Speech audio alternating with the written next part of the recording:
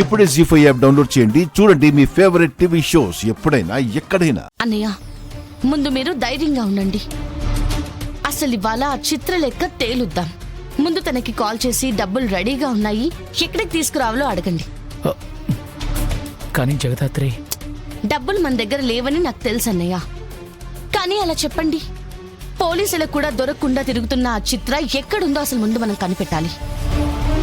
నువ్వు ధైర్యంగా ఫోన్ చేసి డబ్బులు ఎక్కడికి తీసుకుని రావాలో అడుగు బావా.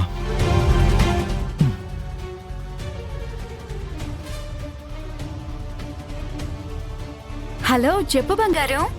ఏంటి అప్పుడే కాల్ చేసావు? అంత మిస్ అయిపోతున్నావా ఏంటి నన్ను? నువ్వు అడిగిన డబ్బులు ఇస్తే నా వీడియోస్ నాకు ఇచ్చేస్తావా చిత్ర? ఖచ్చితంగా ఇస్తా. డబ్బులిచ్చిన వెంటనే ఇచ్చేస్తా, నీ మీదొట్టు. సరే అయితే డబ్బులు తీసుకుని వస్తున్నాను. ఎక్కడికి రావాలో చెప్పు. నాకు తెలుసు బంగారం, నువ్వు నా కోసం ఏమైనా చేస్తావని. చెప్పిన 10 నిమిషాల్లోనే 50 లక్షలు అరేంజ్ చేసావంటే కోట్ అడిగినా ఇచ్చేవాడివి కదా. నిన్ను ప్లీజ్ చిత్ర, నా కుటుంబం పరువు కోసం నా తల తాకట్టు పెట్టి డబ్బులు తీసుకుని వస్తున్నాను. దయచేసి ఎక్కడికొచ్చి ఎక్కడ డబ్బులు ఇవ్వాలో చెప్తే డబ్బులు ఇచ్చి నా వీడియోస్ తీసుకుని వెళ్ళిపోతాను. లొకేషన్ పంపుతున్నా, అక్కడికి వచ్చాక నాకు ఫోన్ చెయ్యి. మా వాళ్ళు నిన్ను నా దగ్గరకు తీసుకొస్తారు. సరే. బుర్ర ఉంది వాడుతా, ఫోన్ ఉంది పోలీసులకు ఫోన్ చేస్తానంటే నేనేం చేస్తానో నీకు తెలుసు కదా. అయినా నీ పరువు ప్రతిష్టలు నా చేతిలో ఉంటే నువ్వు అలాంటి పిచ్చి పనులు చేయవని తెలుసులే బంగారం. తొందరగా బయలుదేరు. బాయ్.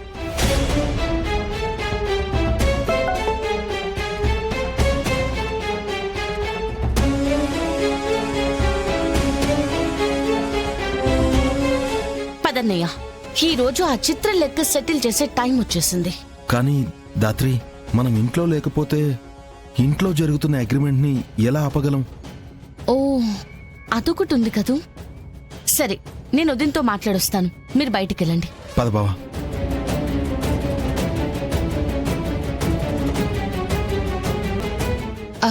వదినా, నాకు కేదార్కి బయటకు చిన్న పనుంది. మేం వెళ్ళి కాసేపట్లో వచ్చేస్తాం. మేమొచ్చే వరకు మీరు అగ్రిమెంట్ జరగకుండా ఆపండి చాలు. సరే, వాళ్ళ సంగతి నేను చూసుకుంటాను. మీరు త్వరగా వచ్చేయండి. సరే వదినా.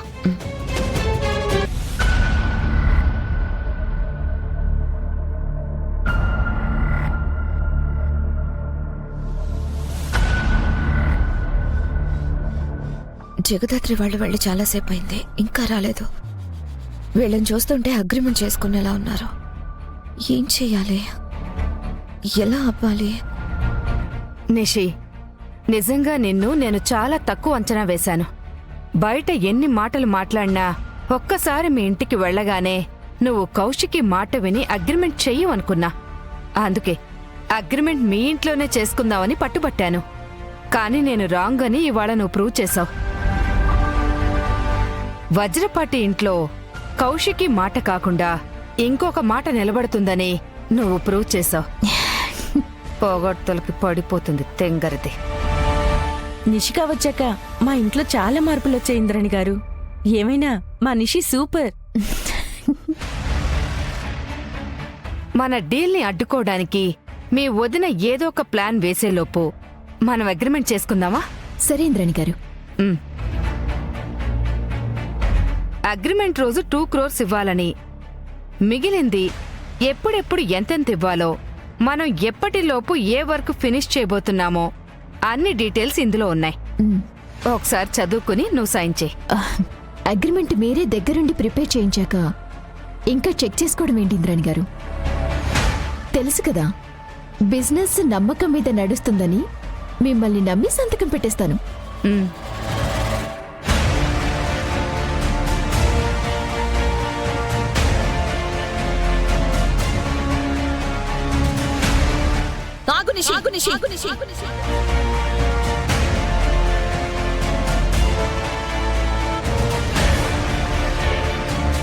ఏమై ఉండదమ్మే, ఎందుకంత గట్టిగా అరుచుండావు? ఏం చేస్తున్నారు పిన్ని? నేను వద్దంటున్నా అగ్రిమెంట్ చేయిస్తున్నారు. సరే, కానీ అగ్రిమెంట్ ఏ టైంలో చేస్తున్నారో చూసుకోరా. ఏ టైంలో చేస్తున్నామక్క? ఈ రోజు 12 నుంచి 12:45 వరకు దుర్ముహూర్తం ఉంది. శుభమాని అగ్రిమెంట్ చేసుకుంటూ ఇలాంటి టైంలో ఎవరైనా చేసుకుంటారా? దుర్ముహూర్తమా? హ్మ్. మేము అలాంటివేవి నమ్మము. నీ ఇష్టం నిషి. అసలే కోట్లతో చేసే వ్యాపారం. కొంచెం అటు ఇటు అయినా తర్వాత బాధపడాల్సింది మీరే కదా. కౌశిక్ చెప్తా ఉండేది కూడా నిజమమ్మీ. ఇట్టా దుర్ముహూర్తంలో సంతకాలు పెట్టడం అంత మంచిది కాదు.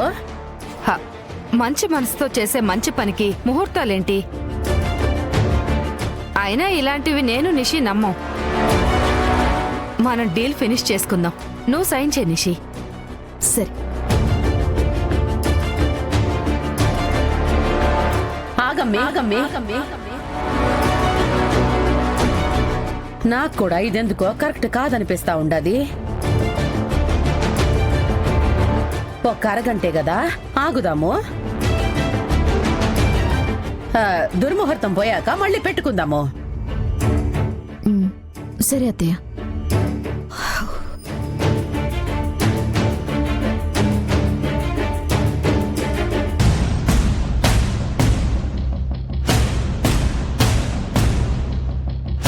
టీ కాఫీ ఏమైనా తాగుతారా ఇంద్రాణి గారు?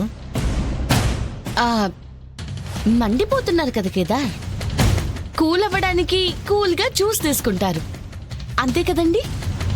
ఏయ్, ఏంటే వెటకరంగా ఉందా? అయ్యో, ఇప్పుడు నేనంత కాని మాట ఏమన్నాను నిషి. అంటే బయట బాగా ఎండలు కదా, అందుకే కాస్త కూల్ అవుతారని అలా అన్నాను. యువరాజ్, బిజినెస్ గురించి నీకు తెలుసు కదా. ఒకసారి ఆలోచించి నిర్ణయం తీసుకోండి. నిషిక చేస్తుంది తప్పు. ఈ పెట్టుబడి తప్పు. ఇంద్రాణి మిమ్మల్ని ముంచేస్తుంది. మేము గెలుస్తామన్న భయం మొదలైందంటే మేము వెళ్తున్న దారి కరెక్టే అక్క.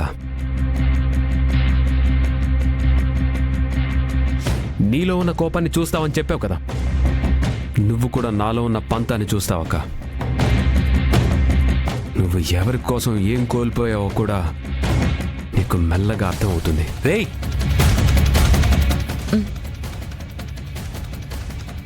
పిచ్చి చేష్టలతో ఎవరు ఎవరిని కోల్పోయారో ఇంకా నీకు క్లారిటీ వచ్చినట్టు లేదు యువరాజ్.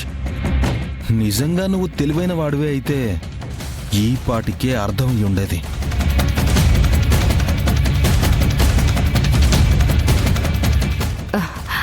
నిషి, దుర్ముహూర్తం అయిపోయింది. నువ్వు సంతకం పెట్టు. సరే.